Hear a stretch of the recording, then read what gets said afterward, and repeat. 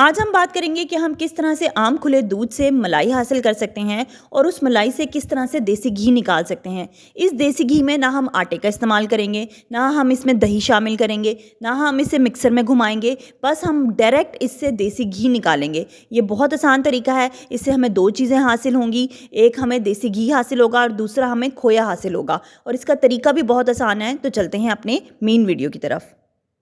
अस्सलाम वालेकुम YouTube family, कैसे हैं आप सब। उम्मीद करती हूँ आप सब खैरियत से होंगे और अपना बहुत ख्याल रख रहे होंगे। सबसे पहले हम बात कर लेते हैं कि हम खुले दूध में से मलाई कैसे हासिल कर सकते हैं। आप सबके घर में जब खुला दूध आता है ना, आपने करना ये होता है कि उसे एक दो उबाल देने के बाद ना उसका ढक्कन हल्का सा खुला छोड़ देना है आपने रूम टेम्परेचर पे। उसके बाद आपने उसे फ्रिज में रख देना है। जब वो ठंडा हो जाए तो आपको 2 से 3 घंटे में एक लेयर मिल जाएगी मलाई की। अगर आप उसे एक रात फ्रिज में रखेंगे तो अगले दिन तो वो जो लेयर होगी ना वो थोड़ी थिक भी हो जाएगी और काफ़ी आसानी से दूध के ऊपर से उतर भी जाएगी। उस मलाई को आप इकट्ठा करते रहे एक बर्तन में, और उस बर्तन को आपने रखना है जिसमें आप मलाई इकट्ठी कर रहे हैं, उसे आपने रखना है फ्रीज़र में। अगर आप फ्रिज में रखेंगे तो आपको 1 से 2 हफ्ते के अंदर अंदर वो इस्तेमाल करनी होगी, उसका घी निकालना होगा। लेकिन अगर आप उसे फ्रीज़र में रखेंगे तो 1 महीने तक आप बआसानी उसे इकट्ठा कर सकते हैं और उसमें से उसको इकट्ठा करके उसे स्टोर करके आप उसमें से घी निकाल सकते हैं। आपने तमाम मलाई को एक पतीली में निकाल लेना है और उसके बाद उसे धीमी आंच में पकने छोड़ देना है, लेकिन साथ साथ आपने चम्मच चलाते रहना है ताकि वो नीचे से लगे ना। अच्छा, घी निकालने के दौरान बहुत से इंपॉर्टेंट पॉइंट्स होते हैं जिनका जिक्र हम लास्ट में करेंगे। अभी हम बात कर लेते हैं कि घी निकालना कैसे है। इसलिए आपने देखिए यहाँ पर मैंने धीमी आँच पर मलाई को पकने छोड़ दिया है। हालाँकि बीच में जो मलाई है ना उसको आपको एक गट्ठल में नज़र आ रही होगी, लेकिन जब आप उसे धीमी आँच में पकने देंगे ना तो आहिस्ता आहिस्ता आहिस्ता ये खुद ब खुद उतरती रहेगी। अगर आप एक स्पेसिफिक डे निकालेंगे कि भाई आज ही मुझे घी निकालना है तो शायद आपको ये प्रोसेस बहुत लंबा लगेगा। लेकिन अगर आप सुबह नाश्ता बना रहे हैं और साथ में एक चूल्हे पे आपने हल्की धीमी आंच पे मलाई को भी रख दिया और वो पिघलती भी रहेगी और साथ साथ घी भी निकलता रहेगा, तो आपको ये इतना टाइम टेकिंग नहीं लगेगा। लेकिन अगर आप स्पेसिफिक डे भी रखना चाहते हैं कि भाई आज हमने घी निकालना है, हम फारिग हैं, तो आपको शायद लगे कि ये बहुत टाइम टेकिंग प्रोसेस है, लेकिन ये इतना होता नहीं है। जब आपको आदत हो जाए इस तरह के प्रोसेस करने की तो ये इतना मुश्किल काम नहीं लगता है।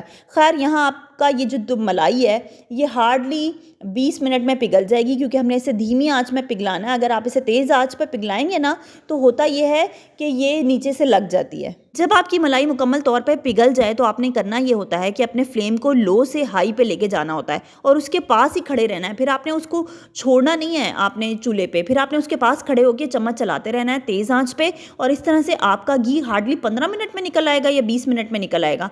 क्योंकि होता यह है कि जब आप तेज़ आंच पे पकाते हैं ना अपने मलाई को तो उसमें से पानी जल्दी से निकल जाता है और हमारे पास ऊपर उसकी तहे पे ना इस तरह से घी आना शुरू हो जाता है। अब यहाँ पे इस पॉइंट पे आपको लग रहा होगा कि अभी और घी आना है। देखिए, जैसे ही हम मसाला बनाते हैं ना तो उसमें बाद में मसाला दानेदार होने लगता है। इस तरह से यहाँ पे भी एंड पे आपको हल्की हल्की छोटी छोटी गुठलियाँ नज़र आना शुरू हो जाएंगी मलाई की, खोए की। उस खोए को आपने बहुत ज़्यादा ब्राउन या ब्लैक नहीं करना है। ये देखें, इस पॉइंट पे आपको जब ये खोया बनता हुआ नज़र आने लगे और ऊपर घी की तह नज़र आने लगे ना तो आपने बड़े ध्यान से मीडियम फ्लेम पे ला के अपने चूल्हे को आपने जैसे ही देखें कि ये थोड़ी गुठलियों के फॉर्म में आने लगा है खोया, तो आपने इसका चूल्हा बंद कर देना है और उसके ऊपर ढक्कन ढक देना है। क्योंकि जब चूल्हा बंद भी हो जाएगा ना तो इसमें इतनी हीट होती है कि ये उसके अंदर ही पकता रहेगा। और मैं आपको यहाँ पे दिखाऊंगी अभी कि जब हम इसका चूल्हा बंद कर देंगे और ढक्कन ढक देंगे और जब ढक्कन खोलेंगे ना तो आपको ये खोए का रंग खुद ब खुद चेंज नज़र आएगा। यानी कि हम खोए का फ्लेम तब बंद कर देंगे जब वो वाइट कलर का होगा, लेकिन जब हम उसे ढक्कन हटाएंगे ना तो वो लाइट ब्राउन कलर में चेंज हो जाएगा। इसलिए आपने किस टाइम पे चूल्हा बंद करना है और इस बात का आपने बहुत ख़ास ध्यान रखना है, क्योंकि अगर आप इसे ओवर कुक कर लेंगे तो आपके घी का रंग भी ख़राब हो जाएगा और आपके खोए का रंग भी ख़राब हो जाएगा। कुछ इंपॉर्टेंट पॉइंट्स की बात कर लेते हैं। वो ये है कि आपने स्टोर कैसे करना है अपना घी। आपने डायरेक्ट उसे प्लास्टिक या शीशे की बोतल में स्टोर नहीं करना है। पहले आपने उसे किसी स्टील के बर्तन में निकाल लेना है। अच्छे से खोए में से आपने अपने घी को छान लेना है और किसी बर्तन के ऊपर रख देना है ताकि उसमें से भी जो घी टपकता रहे वो आपके पास स्टोर हो जाए। अब आप बाद में जब वो हल्का ठंडा हो जाए ना तो फिर ये आपके ऊपर है, आप चाहें तो उसे प्लास्टिक की बोतल में स्टोर कर लें या फिर आप उसे शीशे की बोतल में स्टोर कर लें। इसके अलावा हमें क्या चीज़ों का ध्यान रखना होता है, देखिए देखें कुछ लोग कहते हैं हमारे घी में से स्मेल आती है।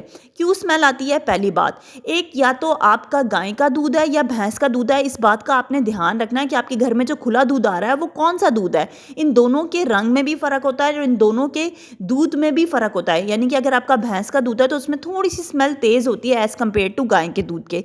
दूसरी बात, आपने इस बात का ध्यान रखना है कि जो आप मलाई स्टोर कर रहे हैं वो आप फ्रिज में रख रहे हैं या फ्रीज़र में रख रहे हैं, क्योंकि फ्रीज़र में रखने से जो मलाई होती है ना, उसका जब आप घी निकालते हैं तो उसमें स्मेल नहीं आती है। तीसरी बात, अगर आप उसमें दही निकाल रहे हैं, दही डाल के आप उसका घी निकाल रहे हैं तो आपको हासिल होगा मक्खन। वो मक्खन हर घर में इस्तेमाल नहीं होता है। हाँ, कुछ घरों में मक्खन के इस्तेमाल की जगह खोए का इस्तेमाल किया जाता है, जहाँ जो प्रोसेस मैंने आज आपको दिखाया है। मक्खन के ज़रिए भी मैं आपको निकाल के दिखा दूंगी घी, कि आप किस तरह से घी निकाल सकते हैं।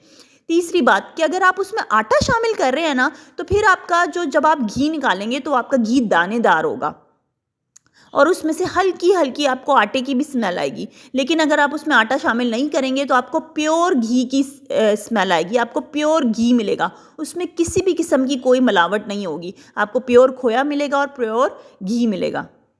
मैं उम्मीद करती हूँ कि आपको मेरी वीडियो से प्योर घी निकालना पता चल गया होगा कि हम बग़ैर मिलावट किए कैसे कोई प्योर चीज़ निकाल सकते हैं।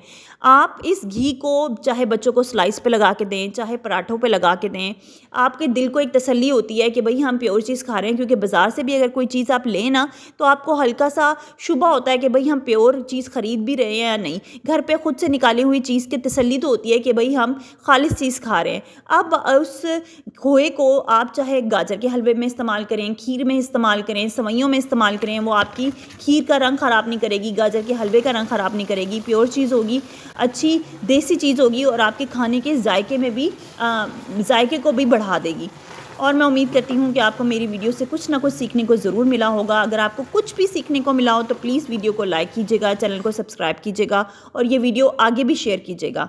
अब मुझे दीजिए इजाज़त, इंशाल्लाह आपसे नेक्स्ट वीडियो में मुलाकात होती है। अपना बहुत ख्याल रखिएगा। Take care. अल्लाह हाफ़िज़।